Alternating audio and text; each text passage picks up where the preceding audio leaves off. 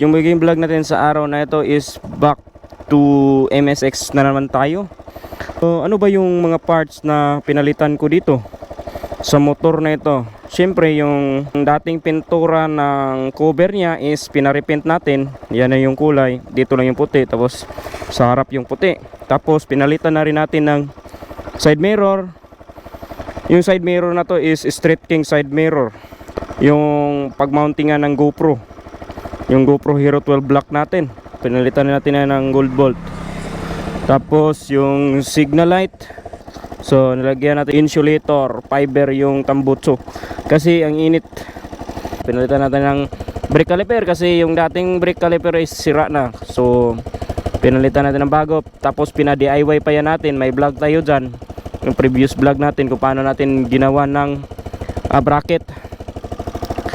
Pina-repair din natin tong shock na to, yun po. Tapos yung gulong, pinalitan din natin yung gulong na yan, pinalitan din natin yung gulong doon sa likod. May basura, kukunin yan yung basura ngayon. Dito tayo ngayon sa harap ng water filling station. So we're going to proceed na tayo doon sa workplace natin. Alright, let's go. So magchichika na naman tayo dito sa YouTube at saka sa Facebook. Kumusta pa yung mga buhay nyo, bosseng? Sa akin ay okay lang. Napakaganda po ng panahon ngayon. So to inform you all, this is the motorcycle that I use in motovlog. Yeah, MSX 150 SR Motorstar. Wala yun sa base sa brand ng motor o anong klase yung motor na pinagmo-motovlog mo. Ang importante masaya ka, di ba? So imagine niyo, kahit Motorstar lang to, dinala ako sa mga lugar na gusto ko, diba? Doon sa Piduan Falls, tapos doon sa Tinago Falls, at saka sa Mimbalot Falls of Iligan City.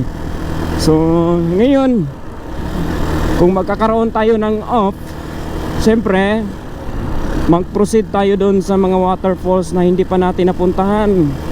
At yun yung magiging next vlog natin, yung mga nature trip natin. Miss ko na talaga yung mga nature trip. So sa mga gustong tumingin ng nature trip or tumingin ng nature trip ko, mga vlog ko, yung motovlog ko, so check out, backtracking nyo lang yung mga video na in-upload ko dun. So may mga nature trip tayo na vlog. Yung nature trip talaga is napaka-enjoy. Why I use this motorcycle in vlogging?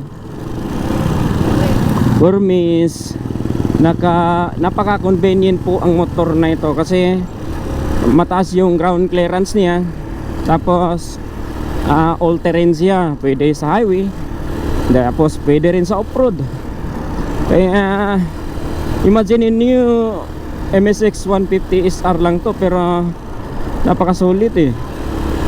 Yun yung kagandahan ng motor na ito. Kaya gusto ko ito. May isa kong motor, yung Yamaha Sniper 150, andun sa kapatid ko, kaya ito yung ginagamit ko. Pero mas gusto ko ito kasi napakaganda pong tingnan sa screen ng camera itong motor na ito. Yung frame niya napakaganda. Whereas dun sa Sniper 150, napaka ano lang, parang pugdol ba. Insay lang kayo sa aking vlog. So we're going to Municipality of Baruy. Pag ang takbo ay abot ng 70 to 80 kph, mararamdaman mo yung vibration niya. Talagang chill ride lang yung mangyayari sa motovlogging natin. Kasi hindi ka naman pwede mag high speed. Ini-enjoy mo yung kagandahan ng kalikasan. Bakit nilagyan ko ng insulator yung tambutso, yung fiber insulator? Kasi ang init ng tambutso niya, lalo na pag malayo yung biyahe, tulad ng mula sa Pangkilby Bridge going to Piduan Falls, Don Victoriano, Misamis Occidental.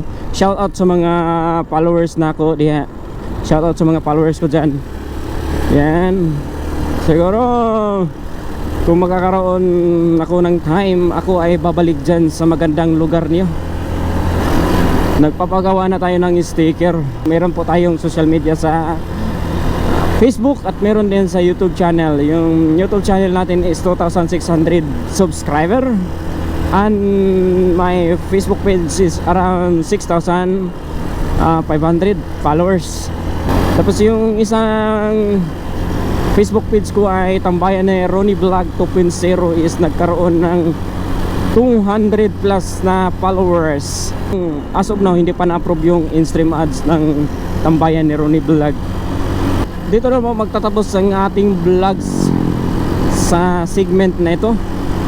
So wag niyo po kalimutan mag-follow and mag-subscribe sa aking YouTube channel. That's it. Thank you and God bless everybody. Bye-bye. Peace out.